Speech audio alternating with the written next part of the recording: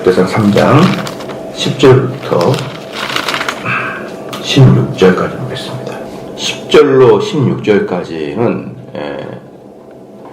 다윗의 아들들 중에 바벨론 포로 이전까지의 왕조를 나타낸다. 바벨론 포로 이전까지 왕. 뭐 포로 이후의 왕은 뭐 이제 없지만 포로 이전까지 어쨌든 그 왕들의 족보를 쭉 나열한 게 16절까지입니다. 10절에 16절까지.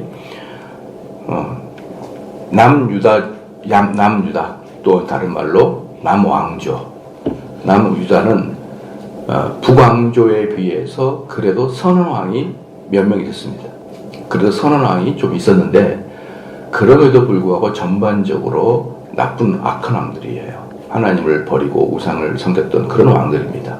북왕조는 100% 나쁜 왕이고, 북왕조는 100% 나쁜 왕이고, 남왕조는 선언왕 조금 있습니다. 조금 있고, 그렇기 때문에 북왕국이나 남왕국이나 그 왕들의 그 자질은 별것 없어요. 그럼에도 불구하고 이 역대기는 남왕국, 즉 남유다에만 초점을 두고 쭉 쓴 게 역대기라고 했잖아요. 11기는 남과 북을 이렇게 새끼줄처럼 꽈서 이렇게 왔다 갔다 보여주는 반면에 역대기는 남왕국만을 보여주는 게 역대기입니다. 그렇기 때문에 남왕국만 보여주는 역대기의 주 목적이 뭔지 우리 압니다. 그 주 목적이 뭘까요? 다윗의 언약의 성취를 보여주는 거예요. 다윗 언약의 성취를 보여주고 또 그 다윗 언약으로부터 메시아가 나오는 그런 뿌리가 무엇인지를 보여주려고 남왕국을 이렇게 집중적으로 보고 있는 거예요. 그러니까 이 남왕국의 그 여러 왕들의 행악들에도 불구하고 그 남왕국의 행악들에도 불구하고 하나님의 언약은 흐트러지지 않는다. 그러니까 분명히 이제 우리는 이 역사를 좀 이따 조금 자세히 살펴볼 텐데, 하나님의 언약은 언약이고, 인간의 행위에 따라서 인간은 벌을 받거나, 인간은 복을 받거나, 그건 또 다릅니다. 그러니까 하나님의 언약 백성이라고 해서 그 사람의 삶이 잘못되는데, 오케이라고 봐주지도 않으시고 하나님께서, 그 다음에 하나님의 언약 백성이 죄를 졌다고 언약에서 이탈시키는 것도 아니라 이 말이죠. 그래서 여기서 유다 왕들은 번번이 악을 저지르고 번번이 아주 악한 왕이지만 그러나 언약 백성이기 때문에 다윗의 언약의 후손이기 때문에 그 왕조는 끊이지 않습니다. 북이스라엘은 몇 차례의 역성혁명이 일어났어요. 뒤집어버렸단 말입니다. 왕권을 뒤집어서 실력 있는 장군이 뺏어버려요. 그래서 그 왕권이 몇 차례 뒤집어지면서 뼈대고 뭐가 없어요. 그런데 남유다는 거의 풍전등화와 같이 꺼질 촛불처럼 흔들렸지만 끝까지 시드기야까지 가게 됩니다. 그때 가운데 아주 몇 차례 아주 위험한 상황이 있었지만 그래도 시드기까지 마지막 다윗의 후손까지 바벨론 포로 직전까지 시드기야는 마지막에 바벨론 포로로 끌려가고 끝나고 마는데 그렇게 이제 바벨론으로 끌려갈 때까지 이제 그런 식으로 살았습니다. 그래서 이제 여기 보면은요 솔로몬의 이제 자손들인데 첫 번째가 르호보암이에요. 르호보암은 암만 공주 나아마의 소생으로 41살의 왕위에 오르고 17년을 제위합니다.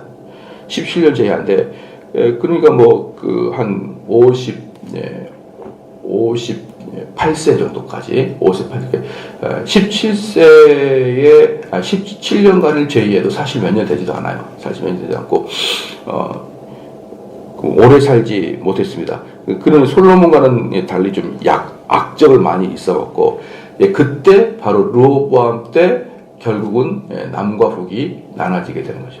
물론 남과 북이 나눠지는 결정적인 요인들은 솔로몬이 이제 이미 밑밥을 깔았지만 그걸 결정적으로 확 남과 북을 나눠버리게 결국 르호보암이에요. 그러니까 이 성경을 읽어보면은 참 사람들이 어리석다. 지금도 사람들이 똑같은데 어리석은데 그때도 어리석었다. 왜냐 그러면은 그 솔로몬이 엄청나게 많은 세금을 부과했잖아요. 세금을 부과했어요. 그래서 그 성전 같은 것들을 다 짓고 막 이러려면서 정말 화려하게 지면서 많은 돈을 썼잖아요. 세금을 벌었어요. 그러면은 이제 백성들이 죽겠다고 아우성 치면은 그 아들이 되면은 좀 그래 왕도 됐고 이랬으니까 좀 첫 번째 만나면 다들 이렇게 허니문 기간이 있잖아요. 허니문 기간에 너희들이 원한다 그러면 세금을 좀 깎아주겠다. 너무나 상식적이지 않아요? 너무나 상식적인데 뭐가 씌었는지 몰라도 그렇게 세금 좀 깎아달라고 보니까 우리 아버지보다 배는 더하겠다 이런 말로 그냥 걔네들을 공격을 해버린 거예요. 그러니까 와서 너무 억울하다고 하는 사람들 등 좀 토닥거리고 알았다. 좀 들어주면 될 건데 억울하다고 하는 사람 왔는데 뺨을 갖다가 때려서 보내가 똑같은 그런 악행을 저질렀거든요. 이렇게까지 무지할까? 그런 생각이 들어요. 이거 상식 아닌가요? 여러분들께 저희가 이게 상식 아니에요? 우리가 뛰어난 사람도 아니고 매우 도덕적으로 선량한 사람도 아니잖아요. 들어보면은 그래 힘들면 우리가 좀 봐줄게. 이 정도 하는 것은 상식 같은데 거기다 대고 와서 뺨을 때리는 듯이 억울해서 온 사람한테 뺨을 때리듯이 억울해 온 사람한테 물건을 뺏어버리듯이 그렇게 탈탈 털어서 돌려보내니 이제 부글부글 끓었던 사람이 딱 나눠지면서 남과 북이 나눠지는. 저는 되게 묻고 싶어요. 르호보암한테 묻고 싶은 게 뭐냐면 그래 네가 원하는 게 남북 나눠진 거냐 이 말이에요. 오히려 그냥 좀 잘해줬으면은 남과 북의 전체를 통틀어서 이스라엘 왕이 될 수 있었는데 나머지 10지파 가까이 다 뺏겨버리고 겨우 네 하나 지파의 왕이 되고 싶어서 그러냐 정말 묻고 싶어요 그걸. 그리고 그렇게 나눠질지 몰랐냐? 그때 분위기는 전부 다 북이스라엘 사람들이 분노가 머리끝까지 올라가고 남유다한테 절대로 지지 않는 북의 북이스라엘의 북이스라엘 여로보암이 있는지 몰랐느냐 이 말이에요. 절대로 남유다에게 지고 싶지 않냐는 그 여로보암을 몰랐느냐 이 말이에요. 그래서 거기서 르호보암은 자기의 어떤 무지와 또 고집 또 좋지 않은 성격을 가지고 결정하게 되므로 별것도 아닌데 남과 북을 나눠버리고 말았습니다. 그 이후로 남과 북은 더 이상 합쳐질 일이 없었습니다. 그 다음에 제2대 왕이 이제 남유다 제1대 왕이 르호보암이에요. 그래서 남유다 제1대 왕이라고. 다윗과 솔로몬은 이스라엘 통합 왕이고 그 다음에 남유다로 나누어져서는 르호보암이 제1대 왕이고 그 다음에 아비야가 제2대 왕입니다. 아비야가 제2대 왕입니다. 열왕기상에서는 아비야를 아비얌이라 이렇게 기록합니다. 그도 르호보암처럼 르호보암의 죄를 그대로 답습해가지고 3년간 통치합니다. 3년간 통치합니다. 그는 또 한때는 북이스라엘과 전쟁에서 여호와를 의지하면서 여호와께 칭찬을 들으면서 북이스라엘을 격파하는 사건이 일어나요. 그래서 우리는 북이스라엘 남유다는 친한 적이 거의 없다. 그렇게 보대요. 우리하고 북한과 거의 비슷한 관계다. 그래서 남유다의 주적은 북이스라엘이에요. 그래서 북이스라엘과 전투해가지고 여호와를 의지합니다. 근데 그때 남유다는 군대가 40만, 북이스라엘은 80만이에요. 왜입니까? 남유다는 한 지파에 불과하니까. 그래서 소수의 인원으로 다수인 80만을 완전히 이겨버리고 맙니다. 여호와께 의지했다. 바로 아비야가 이제 그런 일을 좀 했고, 그 다음에 아사입니다. 아사예요. 아사는 누구냐 그러면 유다의 제 3대 왕입니다. 3대 왕이고 최초로 이제 종교 개혁을 단행한 선한 왕이에요. 종교 개혁을 단행했다.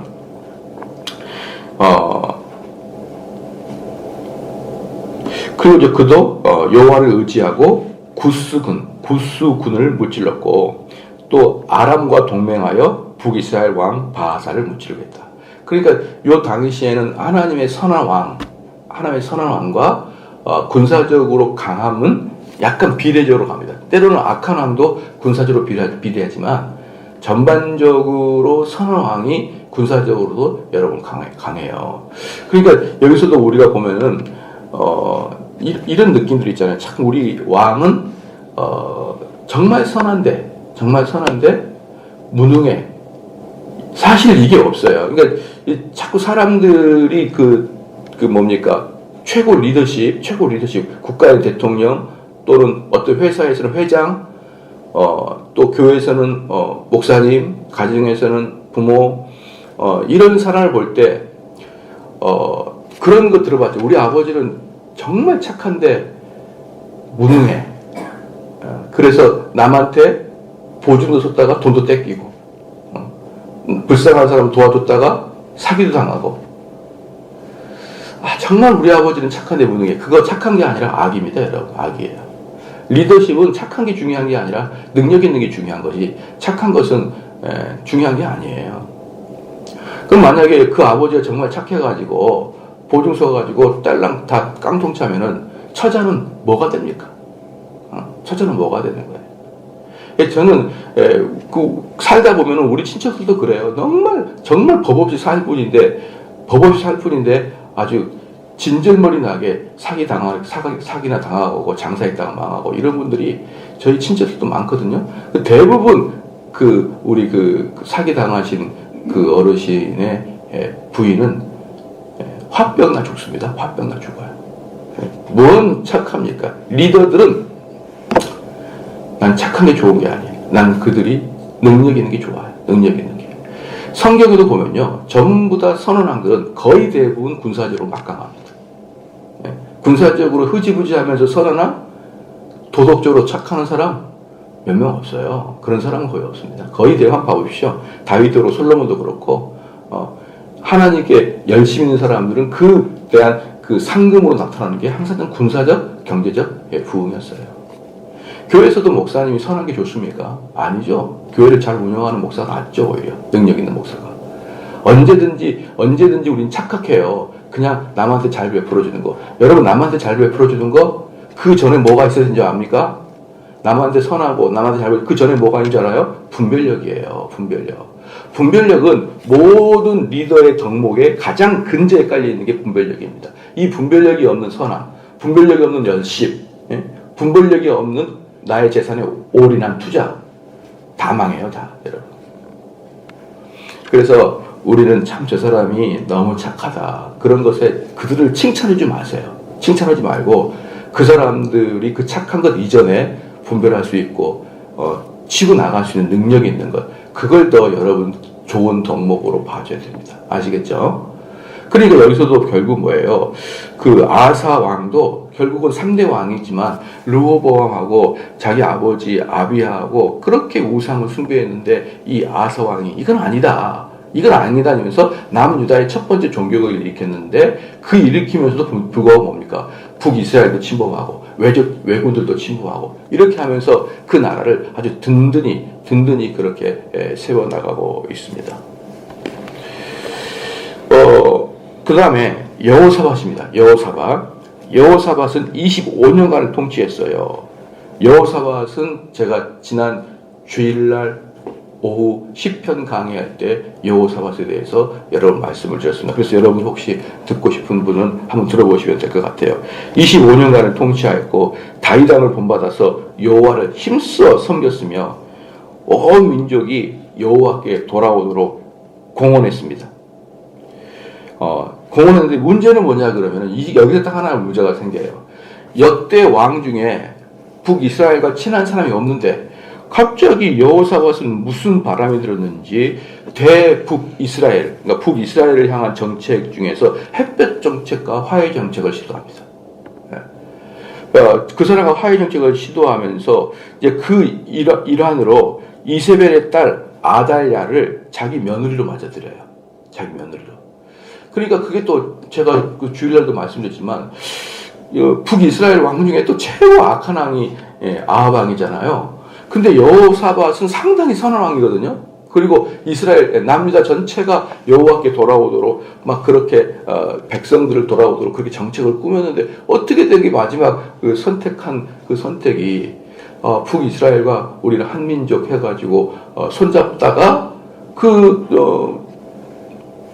더 나아가서 너희 딸을 우리 며느리로 맞이할게 이렇게 되면서 이제 여호와에게 벌을 받아야 될 수밖에 없는 근간을 딱 깔아버린 게 바로 여호사밧입니다. 여호사밧이에요. 그리고 이제 그때 들어온 그 며느리가 이세벨의 딸 아달랴가 들어옵니다. 이세벨의 딸 아달랴가 이렇게 들어옵니다. 아시겠죠? 아달랴. 그 다음에 이제 11절입니다. 11절. 그 여호사밧의 그 아들은 누구예요? 요람입니다. 요람.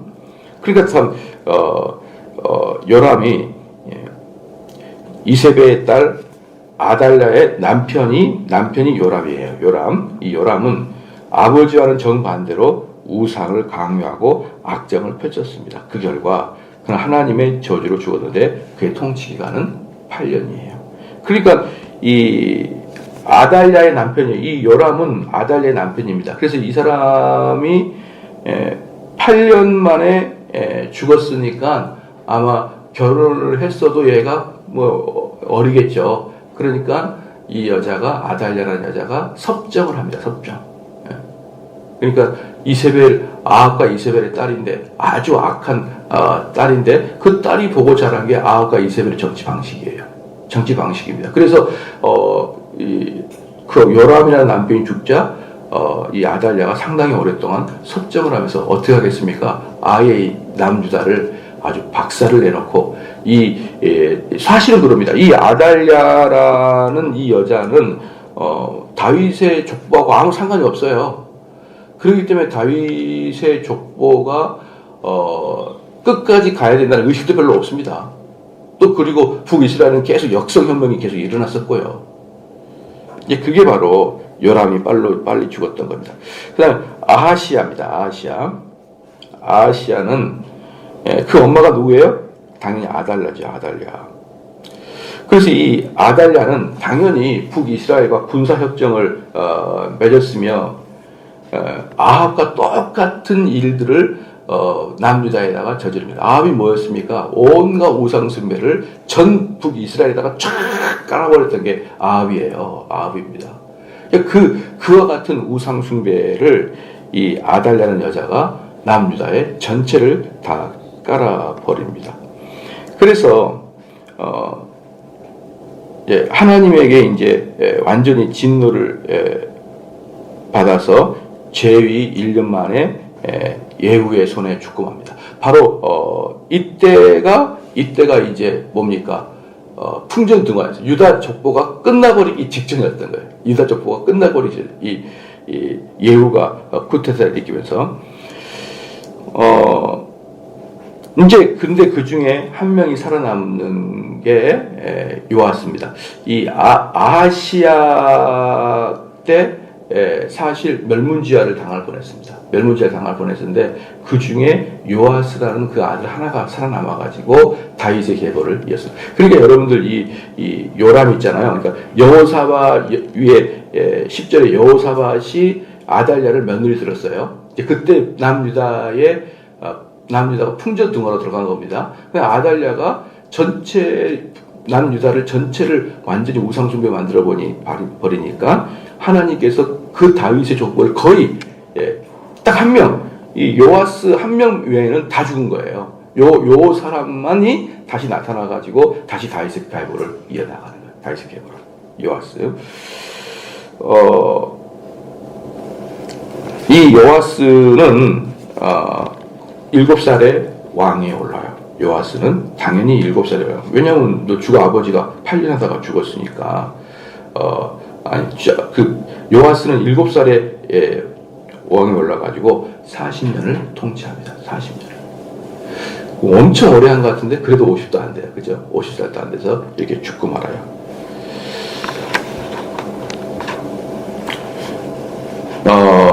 이 요아스는 또다시 무엇을 하냐 그러면은 악을 행하고 우상 숭배하다가 신하들에 의해서 죽음을 당하는 게 여호아스입니다. 12절에 그 아들은 아마샤요. 아마샤는 25살에 즉위해서 29년간 통치하였습니다. 나중에는 우상숭배를 하였고 선지자들에게 배척을 당하였습니다. 그러니까 선왕이 많지가 않아요. 아샤라인데 이 아샤라는 일명 우시아입니다. 우시아. 그러니까 우시아라는 것은 이스라엘 왕이 돼서 우리나라로 말하면은 공식 명칭이에요. 우리나라 말도 세조라는 이름은 왕의 공식 명칭이지만 그 본명이 따로 있잖아요. 그 본명이 따로 있듯이 이 우시아는 왕의 공식 명칭이고 아샤라는 그 실명입니다. 아샤라는 실명이에요. 이 사람도 처음에는 여호와의 보시기에 정직했어요. 여호와의 보시기에 정직했다가 후반부에 가서는 교만해져 가지고 자기가 월권을 행사하면서 제사장 직분을 자기가 하다가 문두병으로 죽고 만 게 바로 이 아샤라입니다. 그러니까 이 상황이 재밌는 게 뭐냐면 이 아샤랴 우시아는요. 우시아는 열왕기서에서 상당히 칭찬받는 왕이거든요. 근데 이제 나중에 이제 역대기서 나중에 보면은 역대기에서는 배교자로 봐요. 배교자. 참 희한하죠. 열왕기서는 우시아를 상당히 좋은 왕으로 보는 반면에 역대기에서는 그를 배교자로 본다. 어디가 더 맞을까요? 제가 봤을 때 역대기가 더 맞는 것 같아요. 왜냐하면 그가 나중에 문두병으로 죽거든요. 왜 그런 어떤 그 시각의 차이가 있을지 모르겠습니다. 그 다음에 요담인데, 요담은 비교적 하느님 앞에 정직한 왕이었으나 한 가지 결정적인 흠은 산당 제거를 못했다. 산당 제거를 못했다. 남유다 왕은, 북이스라엘 왕은 여러분 볼 게 없어요. 칭찬할 게 아무것도 없습니다. 근데 남유다 왕은 칭찬할 게 뭐냐면 종교개혁을 단행한 사람이 칭찬을 받아요. 남유다. 왜냐하면 왜 종교개혁을 단행한 사람이 칭찬을 받냐면 끊임없이 우상숭배를 또 하고 그러니까. 그러다가 한 명씩 나와가지고 종교개혁을 단행하고 그러거든요. 그런데 이 종교개혁을 단행할 때 거의 다윗에 준하는 선한 왕이다라고 칭찬 들으려면 뭐까지 제거해야 됩니까? 시작. 산당까지 제거해야 되는데 산당은 여러분 제거를 못해요. 왕들이 거의. 왜 산당은 제거를 못하겠습니까? 남유다의 종교적 근간이 산당이기 때문에. 남유다의 종교적 근간은요, 예루살렘 성전이 아니에요, 여러분. 예루살렘 성전은 1년에 몇 차례씩 그 6월절이나 이럴 때 행사 때 다 모이는 거고요. 1년에 행사 때 모이는 거고, 연중 행사로. 보편적인 매 주마다의 종교 행사는 그 동네에 있는 산당에서 이루어져요, 산당에서. 그러니까 우리로 말한다면 뭐랑 비슷하다 했어요? 교회랑 비슷하단 말이에요. 근데 예를 들어서 우리가 만약에 어떤 누가 와가지고 지역에 있는 교회를 다 없애고 1년에 몇 차례씩 예루살렘 성전에 모여서 예배를 드려라. 그러면 우리 어때요? 못 견디잖아요. 근데 그때도 어쨌든 산당에서 우상 숭배도 하고 산당의 가장 큰 문제는 뭐였냐면은 중앙 집권적인 하나님의 말씀의 교리가 그 산당장이나 이런 그 장들에게 동일하게 가지가 않아요. 동일하게 가지가. 그러니까 예루살렘의 성전의 중앙 집권화가 돼가지고 거기서 배운 다음에 전체가 전부 다 방방곡곡에 있던 산당의 산당장들이 전부 다 똑같은 말씀을 전하면 괜찮은데 각자 산당장 마음대로 말씀을 전해버리니까 2단인지 3단인지 구별도 안 가고 심지어 그 산당 안에 막 우상숭배의 이야기가 퍼지고 이러니까 이게 아주 골치가 아픈 거예요. 그러나 이 남유다 백성들의 마음속에 그 산당은 자기 동네는 교회거든요. 그러니까 이게 남유다 왕들이 산당 제거에 번번이 여러 번 실패한다. 번번이. 그러나 산당 제거를 못한 사람들은 적당하게 선한 왕이다 정도까지는 표현해주지 그가 다윗의 길로 따라갔다 이렇게 잘 표현은 하지는 않습니다. 그 다음에 이제 요담이었죠. 비교적 하나님께 정직한 왕이었지만 산당을 제거하지 못했다. 그 다음에 13절에 아하스입니다. 아하스는 12번째 왕이에요. 남유다의 12번째 왕으로서 유다 왕 중에 유다의 열왕 중에서 가장 악한 왕이 바로 아하스예요. 아하스. 이 아하스는 바알과 몰렉신을 막 강조하거든요. 바알신과 몰렉신. 근데 이 바알이라는 신은 보편적으로 그 그 지역에 가장 유명한 왕이 바알이에요. 바알 왕이에요. 바알 신입니다. 그러니까 바알 신은 거의 대부분의 사람들이 다 좋아했어요. 다 좋아했는데 여기까지만 해도 미울 건데 이 아하스 왕은 몰렉 신을 또 숭배합니다. 몰렉 신. 이 몰렉 신이 뭔지 압니까? 몰렉 신은 인신 제사를 받는 게 몰렉 신이에요. 인신 제사를 받는 게 몰렉 신이다. 그래가지고 이 몰렉 신의 이 형태가 어떻게 되냐면 큰 노쇠로 만들어졌어요. 노쇠로 크게 만들어져 가지고요. 노쇠로 크게 만들어져 가지고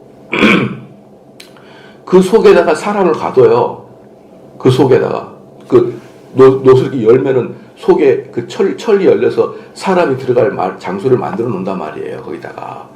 거기다가 넣어놓고 이제 그 페스티벌을 이제 하는 거죠. 축제를 벌이는 거예요. 축제를 벌이면서 맨 그 밑에다가 장작을 떼기 시작합니다. 장작을 떼기 시작해요.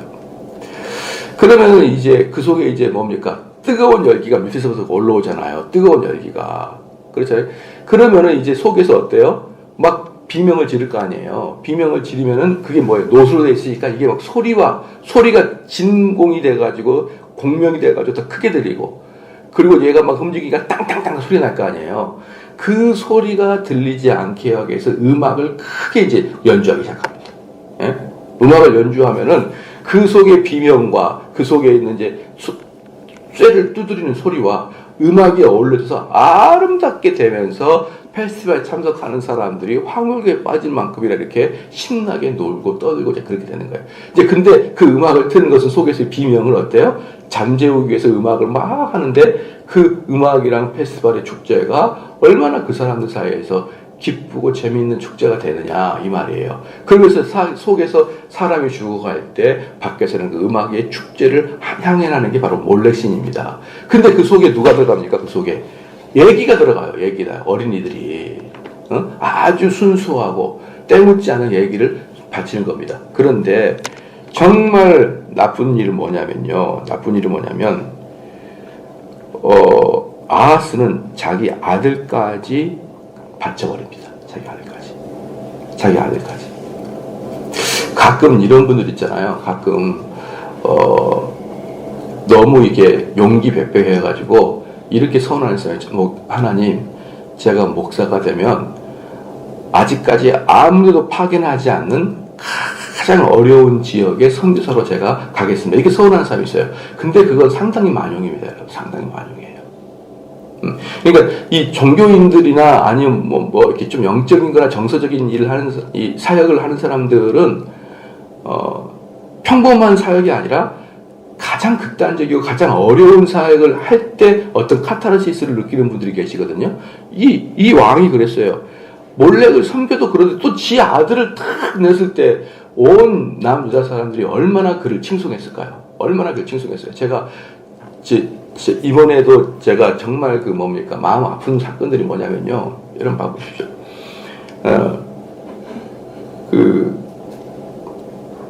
예를 들어서요. 이번에 그 조국 딸이 의전원이 취소가 됐잖아요. 근데 제가 여러분 봐보십시오. 조국 딸이 뭔 죄가 있어요? 사실은 그냥 어머니 아버지가 이렇게 만들어줬던 소리를 가지고 했고 그 딸은 그냥 공부만 했을걸요. 고3이고 이런데 뭔 머리를 굴렸겠냐고요.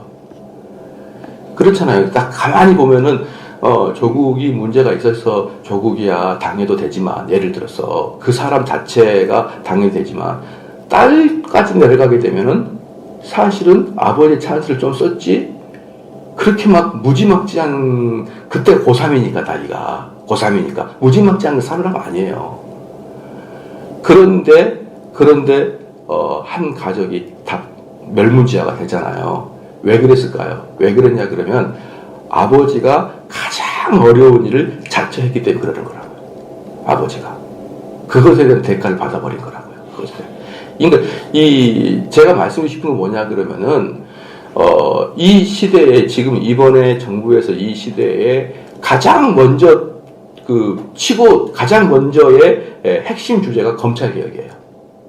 그렇죠. 검찰개혁인데, 그럼 그 어려운 검찰개혁, 그 모든 칼날과 모든 정보와 모든 수사권을 갖고 있는 검찰을 누가, 할 거냐 할 때, 조국이 딱 나선 거예요. 지금 무슨 말이에요? 가장 어려운 일을 한 거예요. 가장 어려운 일. 이번 정권의 입장에서 가장 어려운 일을 자처한 거 말입니다. 그러면요, 여러분, 엄청 어려워집니다. 엄청 어려워집니다. 그러니까 제가 지금 말씀하려고 하는 것이 뭐냐면, 목사님들도 가장 어려운 지역에 가려고 하지 마라. 가장 어려운 지역에 가지 말라고. 또, 내가 뭘 용기 백배해서 내가 뭘 할 때 가장 힘든 일 내가 하게. 그렇게 하지 말아요. 그거 하는 순간에 여러분 스스로 그 모든 걸 떠맡아야 됩니다. 모든 걸. 그거 어마어마하게 어렵습니다. 그래서 우리 선교지 가가지고 만약에 여러분 이슬람 가가지고 그 피랍돼가지고 죽기도 하고 그러잖아요. 이번에 탈레반 이 사람들이 누구예요? 옛날에 샘물교회 선교사들 죽인 사람들이잖아요. 샘물교회에서 아프간인가 선교 갔다가 잡혀 죽인 애들이 탈레반이잖아요. 근데요, 그때 이 사람들이, 그때도 아프간이, 그때도 전쟁 기간이었거든요. 가지 말라고 그랬었어요. 그런데 이 사람들 마음속에 뭐가 있었냐면, 가장 어려운 곳, 아무도 안 가는 곳을 내가 가겠다. 그리고 여러분 갔습니다. 샘물교회 선교사들도. 그럼 거기에서 샘물교회 선교사들이 했던 게 뭐냐면요, 그냥 과자 하나 주고 이런 것밖에 안 했었어요. 어떻게 이슬람 말로 배우지도 못했는데 이슬람 말로 무슨 복음을 전했겠습니까? 그러면 정말 가가지고 목숨 걸고 복음 전하다가 사도 바울처럼 그렇게 당하지도 않고 그냥 그들을 탐방하는 거죠. 탐방해서 어떻게 할까. 그런데 제일 중요한 건 뭐냐면요, 이슬람 말을 할 줄 알아야 돼요. 그런데 그걸 누가 할 수 있습니까? 그러니까 거기 가서 죽은 것에 비해서 너무 작은 봉사만 하고 온 거예요. 그래, 그럴 때는 어때요? 진짜 무시무시한 곳에 가는 게 아니라 적당한 곳에 가서 선교지 비전 트립을 하고 그냥 돌아오면 되는데, 가장 어려운 곳, 가장 무서운 곳으로 가겠다. 이런 영웅심과 이런 것들이 결국은 큰 일을 못하고 여러분 죽게 되는, 돌아가신 분들을 이렇게 말하는 것은 죄송합니다만은 우리는 살아있는 분이니까 여러분이 선택할 때는 항상 우리들 마음속에 가장 극단적인 뭔가 하고 싶은 생각이 있어요. 가장 영웅적인 행동을 하고 싶은 생각이 있단 말입니다. 바로 그 사람이 누구냐? 아하스예요. 남유다 왕에서 가장 영웅적인 행동을 하려고 하는, 자기 철학에 가장 맞게 살려고 하는, 자기가 맞다고 하는 종교적인 관점에 자기 몸을 드리려고 하는, 그게 아하스거든요. 여러분, 그러다가 멸문지화가 됩니다. 멸문지화가. 그러니까 여러분 꼭 이산사를 할 때 정말 그 여러분 마음속에 생겨나는 용기 백배한 마음을 억누르지 않으면 정말 조국 가족같이 될 수가 있어요. 저는 요즘 그거 보면서, 조민이를 보면서 참 안 됐다는 생각은 여전히 제 마음속에 강하고 있거든요. 자기 엄마, 보통 그러잖아요. 공부 잘하는 애를 봐봐요. 보고 잘하면은 다 수업이 엄마 아빠가 만들어줘요. 야, 미나 이거 집어넣어. 이거 넣어. 그러면 걔는 아침에 갔다가 저녁에 소리 났다면 집어넣고 그렇게 하는 거예요. 엄마 아빠를 다 오르니까.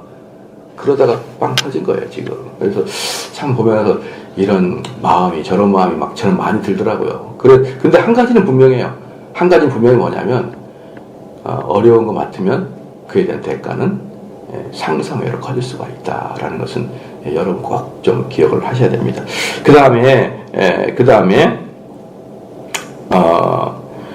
히스기야입니다. 히스기야는 13대 왕으로 이스라엘 열왕 중에 선언왕입니다. 선언왕이고, 그 우상을 파괴했고 예루살렘 성전문을 다시 여는 등 대대적인 종교 개혁을 일으킨 게 바로 히스기야예요. 히스기야가 사실은 남유다 왕 중에서 가장 괜찮은 왕입니다.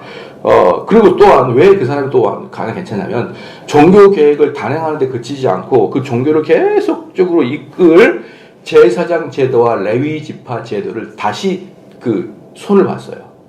그러니까 이 종교가 계속 이 종교개혁이 단행되려고 그러면, 종교개혁이 계속적으로 부흥하려고 그러면 당연히 성직자의 제도를 다시 재정립해야 되고, 그리고 이 성직자의 제도를 정확하게 안착시키기 위해서 다시 부활시킨 제도가 뭐냐면 11조 제도입니다. 11조 제도예요.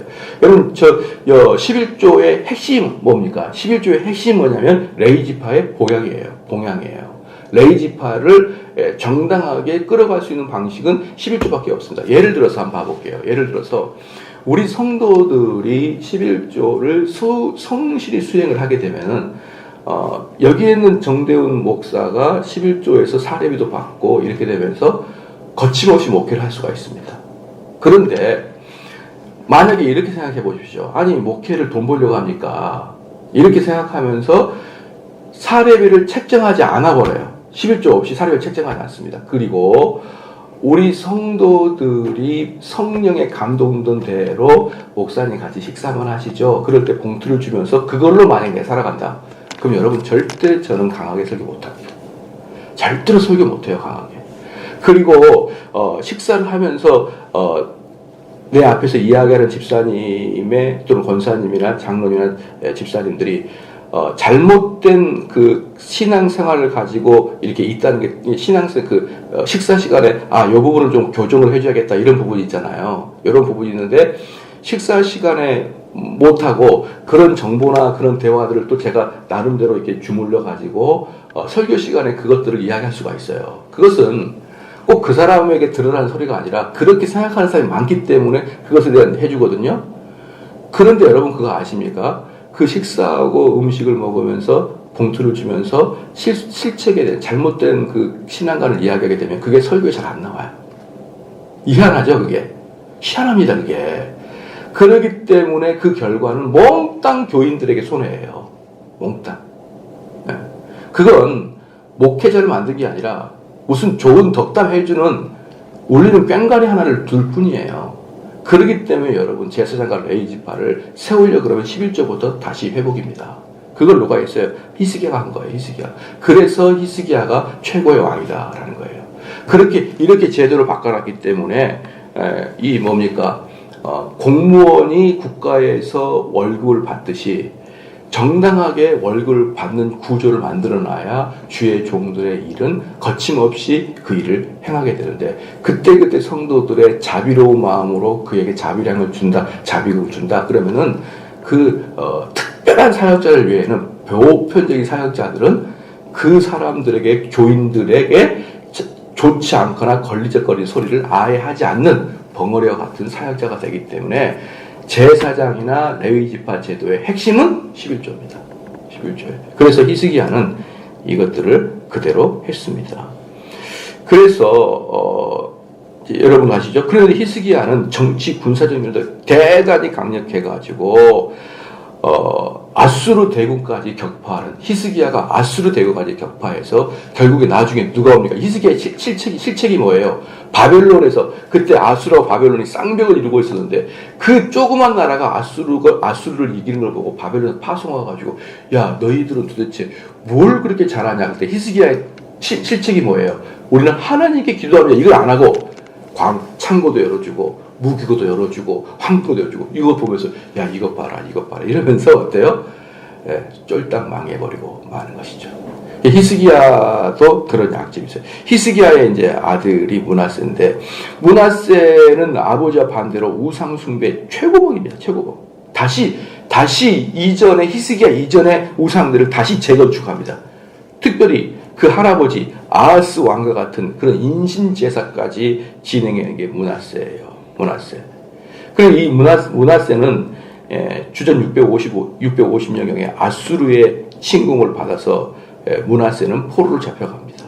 포로로 잡혀가요. 므낫세는 포로 잡혀갔다가 거기서 회개하고 돌아옵니다. 요시야 8살 때 등극했다가 등극합니다. 그리고 12년 그리고 요시야 12년 때 요시야 18년 때 두 번에 걸쳐서 우상을 제거하고 예루살렘 성전을 수축하고 유월절을 법으로 성대히 지키며 일대 종객을 단행합니다.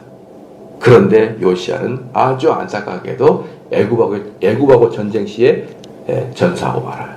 애굽하고 이때도 요시야도 마찬가지예요. 왕이 막 그렇게 전장에 앞에 나서면 안 됩니다. 왕은 나서면 안 되는 거예요. 왜? 왕은 가장 중요한 인물이니까. 근데 또 이 사람 그래서 저는 요시야를 누구랑 비슷하게 생각했냐면 종교개혁 당시에 쯔빙글리랑 비슷합니다. 쯔빙글리는 쯔빙글리 뭐냐면은 하나님 말씀을 전하고 또 자기가 전쟁 시에 때 칼을 들고 뭡니까 군종 장교로 가는 게 아니라 전투병과로 가서 싸운 게 쯔빙글리예요.